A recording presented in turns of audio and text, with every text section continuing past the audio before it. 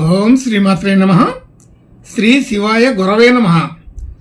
యః కర్తా జగతాం భర్తా సంహర్తా మహసాం నిధి ప్రణమామితమాదిత్యం బహిరంతస్తమోపహం. వీక్షకులకు నమస్కారం. నేను మీ దేవులపల్లి రామకృష్ణ శాస్త్రి, ఆర్కే మాతృశ్రీ తెలుగు జ్యోతిషపరమైన యూట్యూబ్ ఛానల్.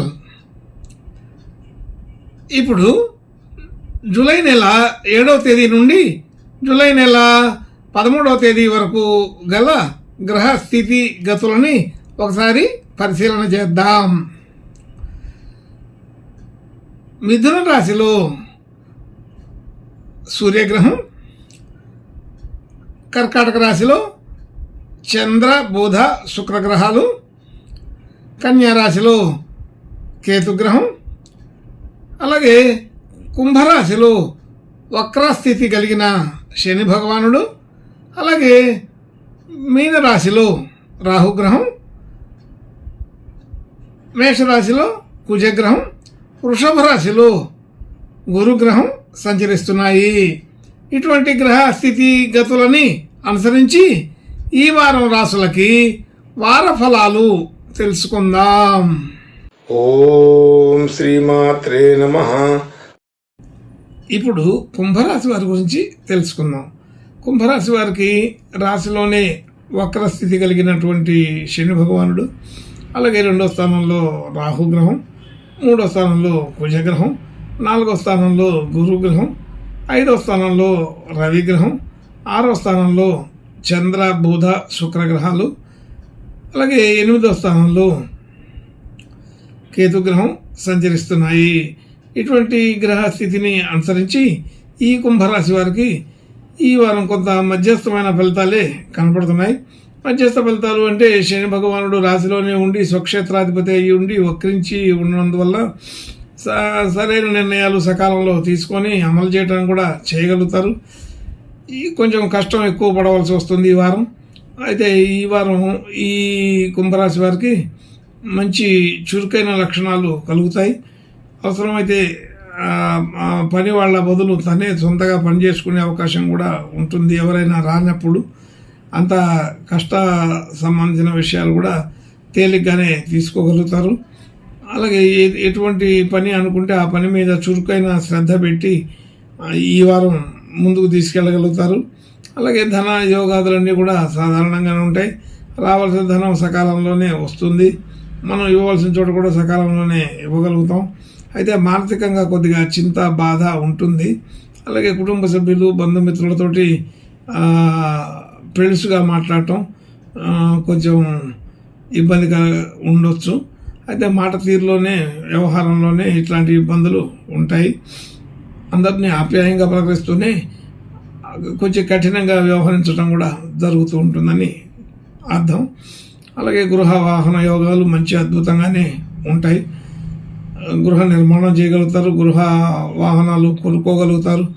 అటువంటి విషయాల్లో పెద్దగా ఇబ్బంది ఏమీ ఉండదు.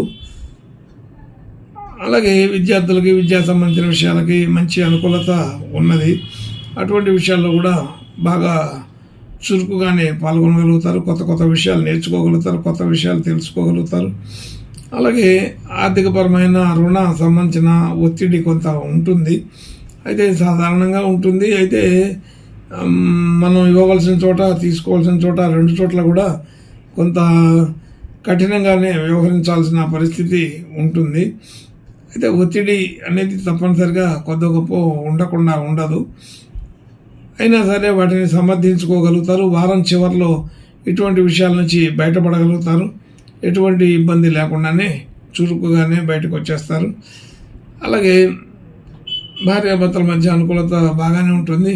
పెద్ద ఇబ్బందికరమైన విషయం అయితే ఉండదు.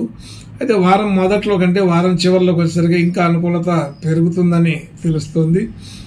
అలాగే కొత్తగా ఏదైనా డిపాజిట్లు పెట్టుబడులు పెట్టాలనుకునే ఆలోచనలు బాగానే ఉంటాయి.